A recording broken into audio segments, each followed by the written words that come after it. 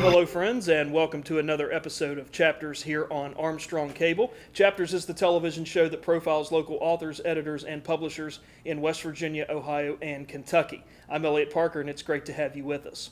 Our guest today is author and poet Ed Davis, and Ed is a native West Virginian. He is a novelist, poet, and educator.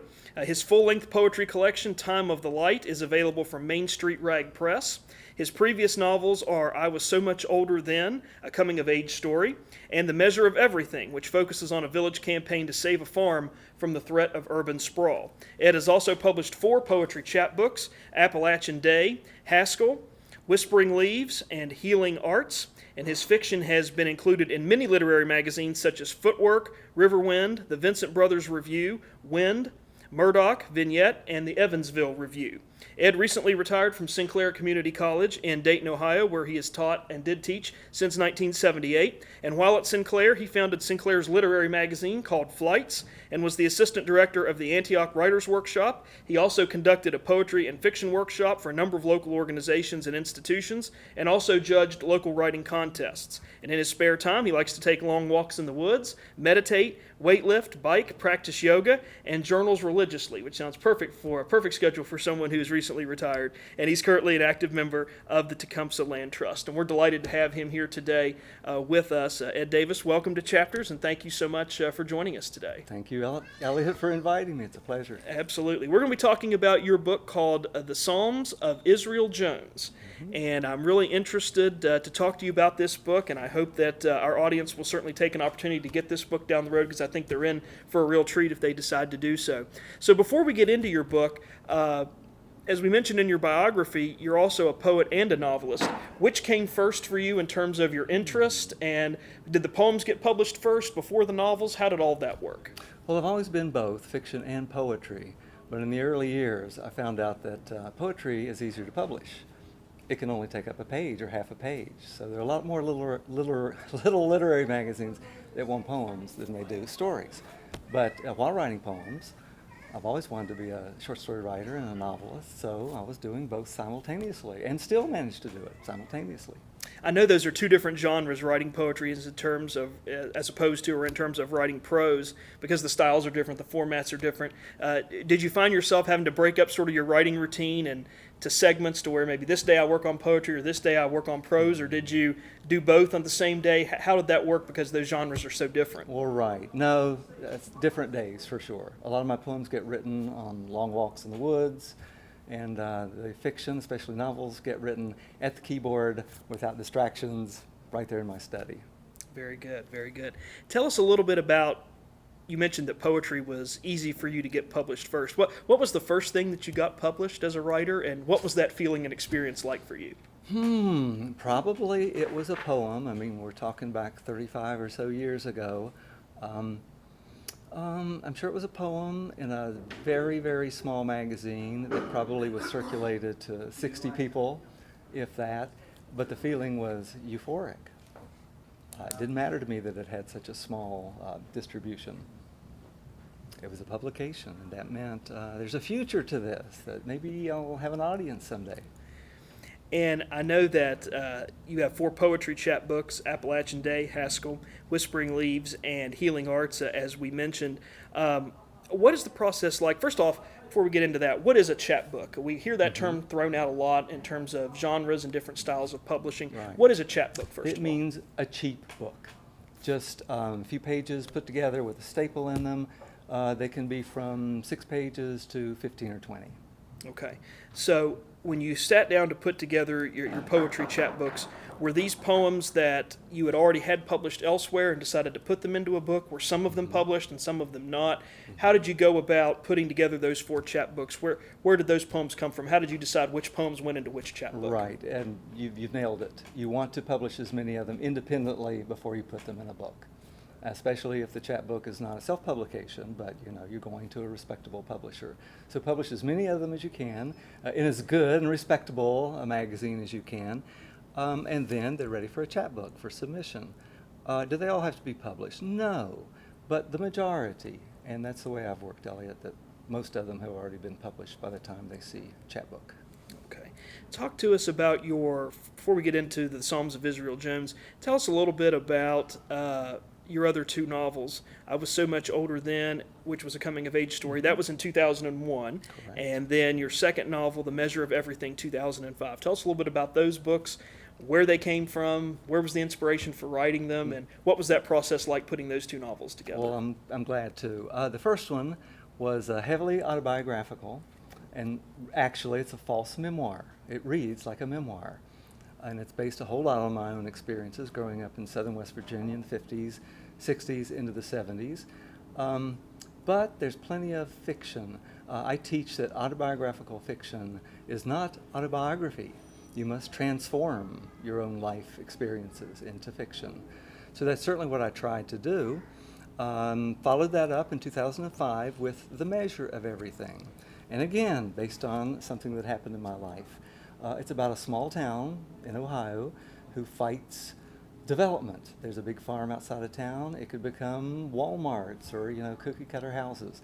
And the town galvanizes and raises $1 million, which allows them to go to the auction where the land is going to be distributed. And they wind up getting the land, putting an easement on it and saving it. This actually happened in my town of Yellow Springs. I fictionalized it in a novel. I have young 30-something protagonists, and we find out just as much about them and their lives as we do about the set piece, which is the environmental Save the Farm theme. Very nice. And I know that one of your interests is spending time in the woods and tying in some of those elements of that, and also tying in, as you mentioned, some of your autobiographical fiction. That sort of leads to my next question.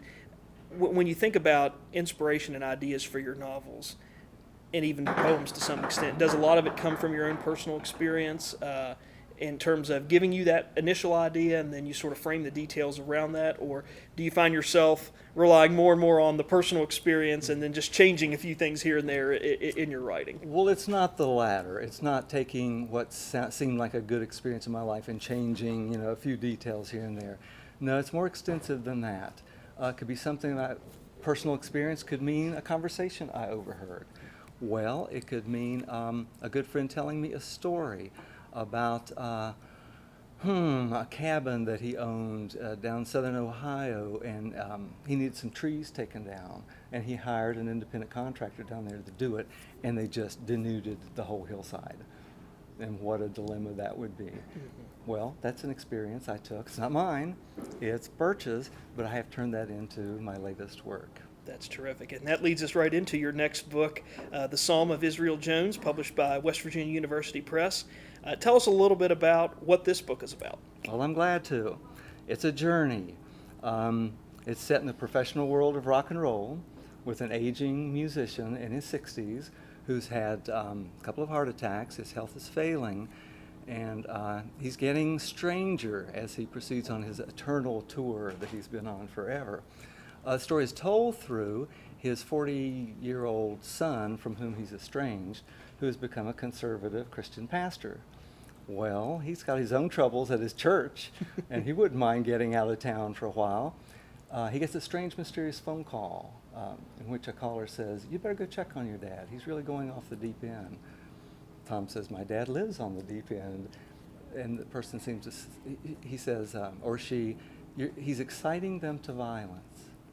Well, that stops Tom, and he thinks, wow, maybe Dad does have a situation that I need to look into, and also maybe I can get an apology from him for leaving the family, abandoning it, and for Tom feels events leading to the suicide of his mother. So he goes and watches. He sees plenty strange going on with his father, Israel Jones, and he joins the tour. Very great. That's great. I mean, I love the storyline. And I wanted to ask you a little bit about Tom, because I think he is such an interesting character, because we have this man who's a pastor who's supposed to maintain this higher moral standard, mm-hmm. But he has as many flaws and in some ways as many emotional demons and things he's working through himself, in addition to the relationship with his father. And you mentioned the issues with his mother and committing suicide. He's such a great foil for his dad, and in a way they're alike, but in a way they're different.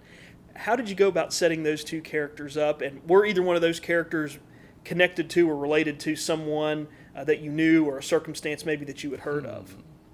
I will say that the character of Israel Jones, he's got some of a good friend of mine in him, but he certainly is not that friend.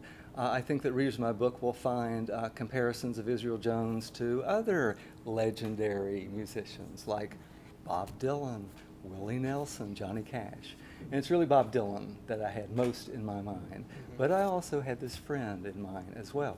So merging those two together, I talked about how autobiographical fiction needs transformation. Putting them together was great. When people read my novel, they don't say that's Bob Dylan, although Dylanologists will have some fun noticing that there are some similarities. When I had Israel, I've got this larger-than-life figure. He's like Jay Gatsby, and Jay Gatsby needs Nick Carraway, a more normal, ordinary kind of person to tell a story. Same thing, Israel Jones couldn't tell his own story. He wouldn't be as legendary, he wouldn't be as mysterious. So I had to have someone else. Well, why not a son who's heavily invested in this man? How about a son who has conflicts with his father? It was very easy to grow Tom after I'd found Israel Jones. And they do collide. There's lots of sparks. Absolutely, they're fantastic characters, and so similar in many ways. And I think when they do collide, they find out that they have a little bit more in common than maybe they think in terms of temperament and personality than they thought of prior to sort of the connection there. I wanted to ask you also about some challenges. What were the challenges that you had in writing your book? Well, there's a lot of music in there. Israel Jones is quite a musician, and there must be 4, if not 5, concert scenes. Well, I knew that I would need to know my music. Well, I have personal experience in that area. I was a rock and roller from like the 8th grade through 3rd year of college, so I certainly know what it is to play in a rock and roll band. But I don't know what it is to be on national tour, so that required a lot of imagination and a lot of research. You'll read in my acknowledgments that I read, quite a few biographies of Bob Dylan and Neil Young. I used as my model a story I taught for years by James Baldwin called Sonny's Blues, which is the standard, that's the gold standard to me, of describing music in words. It's just so beautiful. So I wanted to do something that might be in the same class with that. So in my musical scenes, I aspire to, I won't say that I actually, get up to Baldwin's high standards, but I aspire to it. I even wrote some song lyrics. There are 4 or 5 songs. Yes. And what I did, I channeled Dylan. I just heard that growly voice and wrote those lyrics, and they came out pretty well. Now that you mention that, when I go back and I think about those songs and reading those lyrics, if I close my eyes and imagine, I could see Bob Dylan now singing those. So I think that I hadn't thought about that before, but that is really an interesting point. And that leads me to a question I wanted to ask you about your prologue, or your acknowledgments, not the prologue, that I found interesting and asked you to give us some information. And you've sort of touched on this already. You say in your acknowledgments section, in terms of the people that you thank and the influences that you had and inspiration you had in writing your book. And finally, to all my fellow rockers from southern West Virginia with whom I lost my innocence and found something like religion in the wide world of the 1960s and 70s, keep on rocking. Talk to us a little bit about that period and what was that about and who were some of those people that you were running around with there in the 60s and 70s? Oh, Eliot, Princeton, West Virginia, where I came of age, was a musician's delight. At my high school, there were the jocks, there were the intellectuals, the academics, and there were musicians like us. We had this place, this restaurant we could go to, and some of us went there 3 or 4 times a day. Hamden's Snack Bar in Princeton, West Virginia. That was the musicians' hangout. And it was said that you could go in there if you were a club owner and look around and say, I need a band tonight. You could find a bass player, guitar player, drummer, and you'd be all set. These guys were something. They were much better musicians than I was. I was a bass guitar player, an instrument that's pretty easy to play. But I worked with some of the best drummers, some of the best guitar players, and that went on for 3 or 4 years. And we were lucky enough to have this place, a location where all of us could gather. And we gathered just about every day. There were some sad stories among us. There were some premature deaths in some of us who thought they were going to be the next Beatles, etc. If you have that kind of dream forever, you're going to be disappointed. Mm-hmm. It's like writing. If you think you're going to write the great American novel and get it published tomorrow, that probably isn't going to happen, but that doesn't mean there aren't joys.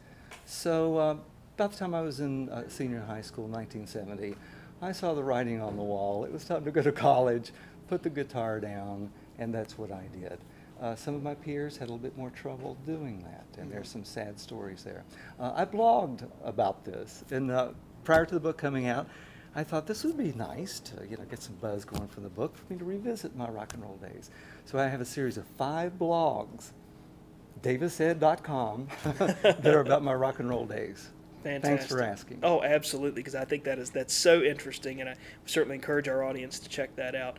I wanted to ask you, going back to your book for just a moment, about a couple of things that I think pop up that are so unique maybe to this region of the country. We talk about Tom being religious and having that pastor affiliation. That seems to be a common thread that Appalachian writers or writers of West Virginia in particular to sort of tap into that in one way or another, either based on the storyline of their book or a personal experience that has influenced them. But there also seems to be a lot of, and I know this happens in your book, about what keeps Israel and Tom sort of separated, and sort of there's the physical space, but there's also the emotional wounds that are there because of past grievances that one thinks they have against the other. And I know you've taught literature and studied literature and read literature for a long time. Why does it seem like those issues, those 3 themes of religion and parent strife and strife between siblings and parents are always such rich themes to write about for writers? Well, they're the big issues. Religion is about the meaning of life, the meaning of birth and death. But Appalachian writers in particular, you are right, really hit on those issues. And certainly family is so often just right at the core of Appalachian writing. So if you're going to write about the family in Appalachia, I don't think you can avoid religion.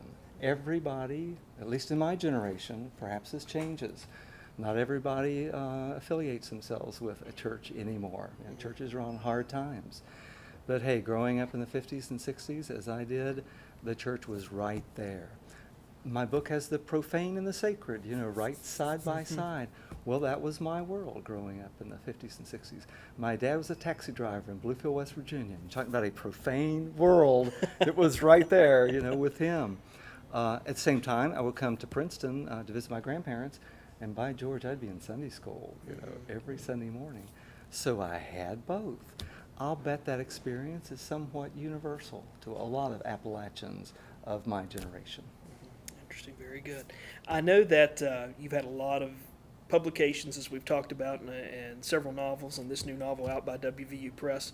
One of the questions that we get oftentimes from our audience members is this part of publishing and marketing and all the things that go on. And a lot of people think that writing the book is the first challenge, and in many cases that's just the first step.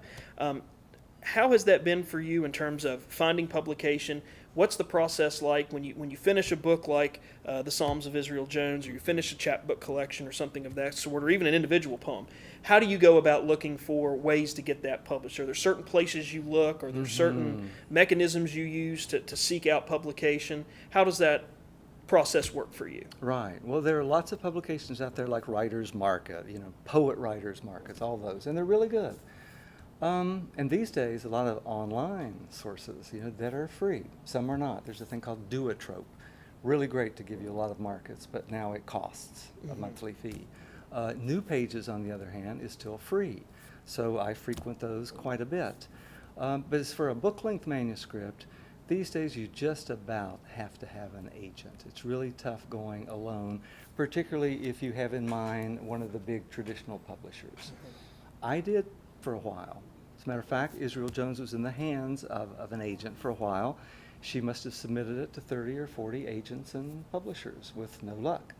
I didn't even get any word, or else she protected me from rejections. So I did it myself. I went to Barnes & Noble bookstore, where they have, that big, thick market, and bought my cup of coffee and sat there, and it occurred to me one day, university presses, they don't just publish academic treatises. Many of them, I would say the minority, publish fiction. And WVU Press, wow, they have done a super job for me. I cannot say enough good about them. They probably have a staff of 3 or something. I hope to eventually visit them. but the professionalism, my being able to interact with them as they put the cover together, the copy editing, extremely professional. And as you can see, the agent didn't help me much. In the end, I had to do it myself. I think I'm a small press kind of guy, is what it amounts to, and I'm happy with that. Good, very good. When you mentioned that you didn't really hear much from your agent, did you eventually have to tell your agent or notify your agent, I'm going in a different direction, or I'm sort of pulling this manuscript out of your hands and going my own way? What was that conversation like? Well, I did, and it was not traumatic at all. The experiences I have had, and I've only had this one agent, was after 30 or 40. Probably after 20, she was getting the idea. Actually, it was relief for both of us, for me to say, I'm going to go out on my own.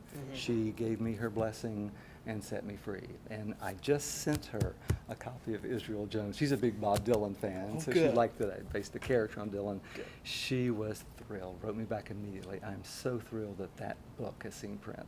That's great. Fantastic. Well, congratulations to you for getting that published. A couple more questions, and then we'll let our audience actually hear an excerpt from the Psalm of Israel Jones, which I think they'll really enjoy here in just a few moments. What are some writers that inspire you? In the early days, it was probably Mark Twain and John Steinbeck.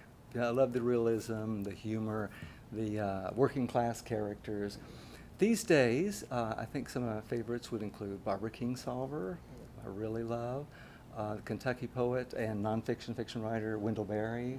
I'm greatly influenced by him. And there's a new one, this writer Andre Dubus III. He's great. He had this big bestseller with House of Sand and Fog. I really, really admire his work. It's dark, but it's extremely well written, and it's full of compassion. Yeah, he's a great writer, and I would encourage anybody to check him out too if you're looking for a new writer if you're wanting to study the craft of how sentences and paragraphs and things are put together. He's excellent for that. What are you working on now? You've got all these poetry chapbooks that are out. You've had all these published poems, a couple of novels, and this great book, The Psalms of Israel Jones. What are you working on next? Well, even though I've spent 35 years in Ohio, my Appalachian roots are still, right there with me. And my latest book concerns a woman who has been brought up in an urban area, in the Dayton, Ohio area. But you can go about an hour and 15 minutes south, and you are in Appalachia, about as Appalachian as I grew up in southern West Virginia. Well, she does that. She goes down there where her dad has a cabin, and a story I was telling you earlier, the cabin had some trees around it that were threatening the cabin, and they need to be cut down. She took care of it for her dad in that she hired someone down there. Her dad wanted her to do that, and they stripped it. They cut not only all the trees on her hillside around the cabin, but the neighbors' trees. So she has to face the music. She knows her dad would want her to. She goes down and she checks out these Appalachians. And there's an interesting widower that lives there that she becomes attracted to. He's got this little girl that turns out to be quite an interesting case. She decides to quit her job as a high school English teacher in Dayton and moved down here. And I've got plenty of complications for her in this novel. Great. Do you have a title already in mind? Yeah, Hardwood. Hardwood. Very nice, very nice. And Thank you. Any idea on when you hope to have the manuscript finished? Are you in the early stages of writing, middle way through? Any idea when you may have that done? Well, I think I'm in the latter stages now, Eliot. It's been really thoroughly gone over by several writing groups, by the 2 or 3 writers that always read my work, and I've gotten a good word from them. I have it in the hands of one more reader at the moment, and something tells me she's going to give me a very special reading on it and send me back to the drawing board. If so, that would be fine with me. I'd be glad to. If she gives me a pass and says it's working, probably it'll be time to market it.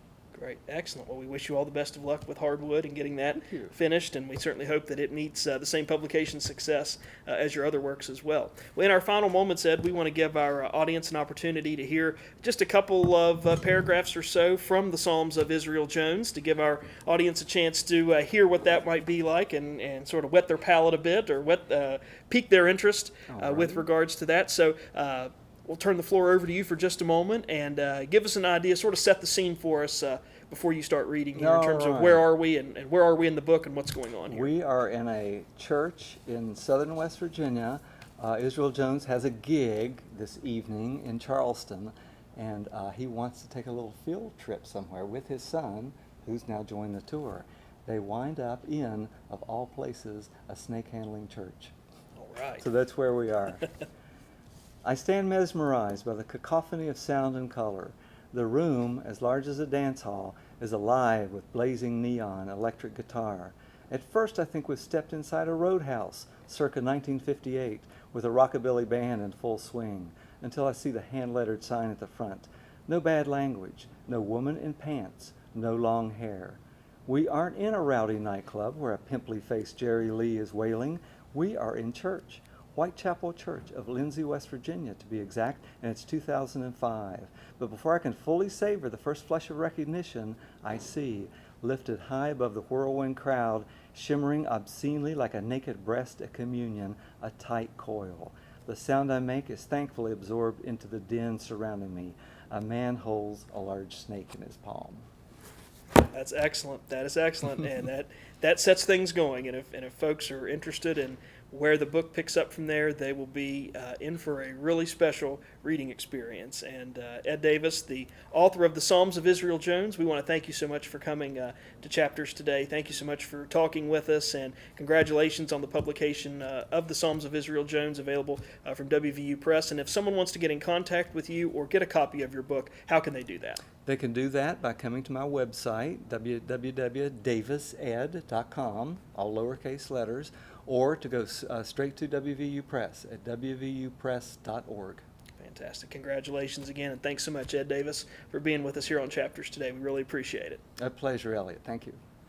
And lastly, we want to say a special thanks to Charlotte and her staff at Empire Books and News here at Pullman Square in Huntington for providing our studio taping space today. We encourage you to stop by Empire Books and News the next time you're looking for something to read, and let Charlotte and her staff find the book that you're looking for. But if books aren't really your thing and you're looking for magazines and you like to read magazines and newspapers, we encourage you to stop by Empire Books and News. They've got the largest selection of magazines available to you in the tri-state region. So come by Empire Books and News. Anytime you're looking for something to read, prose, poetry, short fiction, plays, whatever it may be. And we also would like to encourage you also that many of the writers that you've seen interviewed here on Chapters, as well as the publishers that have been interviewed here on Chapters, have their works for sale right here at Empire Books and News. So we encourage you to stop by and check them out, and we thank them for providing our studio taping space today. And if you've got a question, comment, or story suggestion about this Chapters program or any Chapters program you've seen on Armstrong Cable, we want to hear from you. You can send us an email to the address right here at the bottom of the screen, and that is LP4, the letter L, letter P, number 4, at zoominternet.net. We appreciate all the comments that we do receive, so keep them coming. And if you want to reach us on the show, that's the best way to do that. And also, if you have missed a previous episode of Chapters, or you want to go back and watch a previous episode of Chapters, we've made that available to you through the Armstrong One Wire Chapters page on YouTube. All you need to do is go to the address that's also appearing here at the bottom of the screen, www.youtube.com/Armstrong One Wire, all one word. And from there, you can find the Chapters tab and go back and look at all of the episodes of Chapters. We've got over 9 hours of author, publisher, and editor interviews there from our previous 2 seasons of interviews. So we encourage you to check those out. If you've missed one or you want to go back and see another one again for the second or maybe the third time, you can get that at the Armstrong One Wire YouTube page. And that'll do it for us this time on Chapters. Please come again next time. And in the meantime, stay tuned to this station for news and views that impact you and your community.